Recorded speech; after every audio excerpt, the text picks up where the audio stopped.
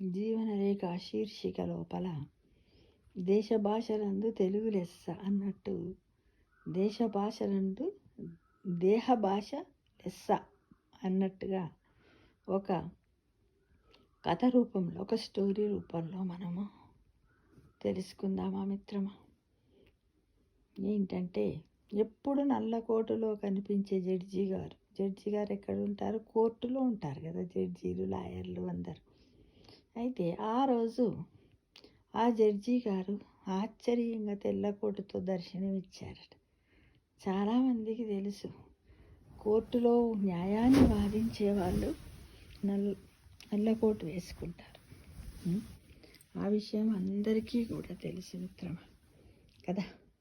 కానీ ఆ రోజు డాక్టర్ లాగా వచ్చారట. అయితే అక్కడ నవ్వుతూ, సార్ ఈరోజు మీరు డాక్టర్ లాగా ఉన్నారు అని అక్కడ ఉన్న వాళ్ళు అడిగారట. అడిగితే ఈ కేసుకు ఇలానే ఉంటే నయమనిపించిందని నవ్వుతూ ముందుకు నడుచుకుంటూ వెళ్ళిపోయారట జడ్జి గారు. వాది ప్రతివాదాలను కుర్చీలో కూర్చుంటూ జడ్జి గారు ఏమని చెప్పాడట? వాది ప్రతివాదులను ప్రవేశపెట్టండి అన్నారట. అంటే వెంటనే అయ్యా, మామూలుగా మనకు అందరికీ తెలుసు, జడ్జి వచ్చి కుర్చీలో కూర్చోవడం రాగానే అందరు లేచి నమస్కారం పెట్టడము, మళ్ళీ లేచి అందరు కూర్చోండి అని ఒకటి ఇట్లా సైన్ లాగా ఒకటి దాని మీద టేబుల్ పైన దాంతో కొట్టగానే కూర్చుంటారు. తర్వాత ప్రవేశపెట్టండి అంటే ప్రవేశపెడతారు. అక్కడికి వచ్చారు ఎవరు? అయ్యా, నా పేరు రామయ్య. ఇటీవల నా శరీర అవయవాలు నేను చెప్పినట్టు వినటం లేదు, సరిగా పని చేయడము లేదు, ఏమైనా అందామంటే మొండికేస్తున్నాయి. వీటి వలన నేను తీవ్ర అనారోగ్యానికి లోనవ్వటమే కాక భరించలేని బాధ అనుభవిస్తున్నాను. అందుకని నేను నా అవయవాల మీద కేసు పెట్టాను, అమాయకంగా చెప్పాడు రామయ్య. దీనికి శరీర అవయవాలు ఏమంటున్నాయి? వాటిని ప్రవేశపెట్టండి అని జడ్జి గారు ఆదేశించారు. మొట్టమొదట, అయ్యా, నా పేరు గుండె.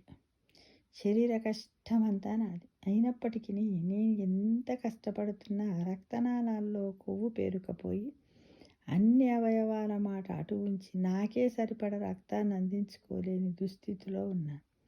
మరి ఈ విషయం మీ యజమానికి చెప్పావా అని జడ్జి గారు అడిగారు. చెప్పాను సార్.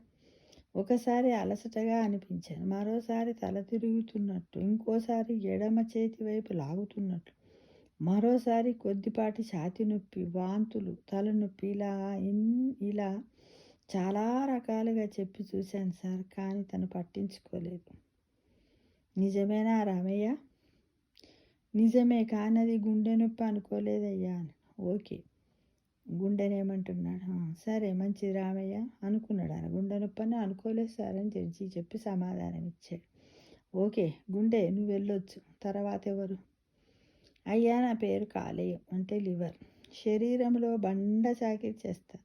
దాదాపు శరీరంలోని 120 పనులు నేనే చేస్తూ ఉంటాను.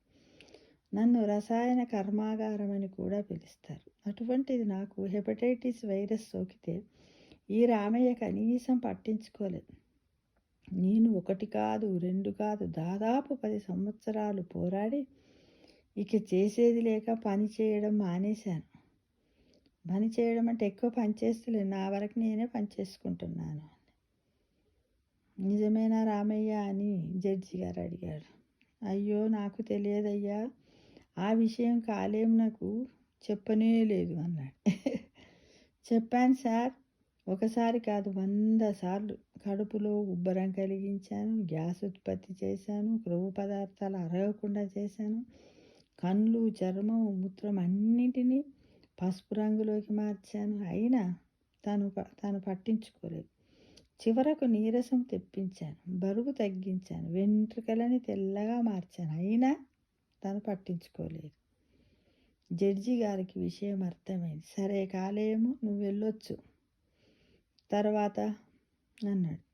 అయ్యా, నా పేరు ఊపిరితిత్తులు. నేను ప్రాణాధార అవయవాన్ని. అయినప్పటికీ సిఓపిడి అంటే క్రానిక్ అబ్స్ట్రక్టివ్ పల్మనరీ డిసీజ్ ద్వారా ఏడాదికి 3 మిలియన్ల మరణాలు జరుగుతున్నాయి. దీనితో పాటుగా లోయర్ రెస్పిరేటరీ ఇన్ఫెక్షన్స్ కూడా ఆరోగ్యాన్ని పూర్తిగా హరిస్తున్నాయి. అయినప్పటికీ రామయ్య నన్ను పట్టించుకోలేదు. నీ అనారోగ్యము నుంచి రామయ్యకు తెలియజెప్పావా అని అడిగాడు. శ్వాస తక్కువగా ఉండటము, దగ్గు, ఛాతీలో నొప్పి, అలసట, నాలుక పెదాలు నీలిరంగులోకి మారటం ద్వారా చాలాసార్లు చెప్పాను, కానీ తను పట్టించుకోలేదు. సరే ఇంకెవరైనా ఉన్నారా అన్నాడు.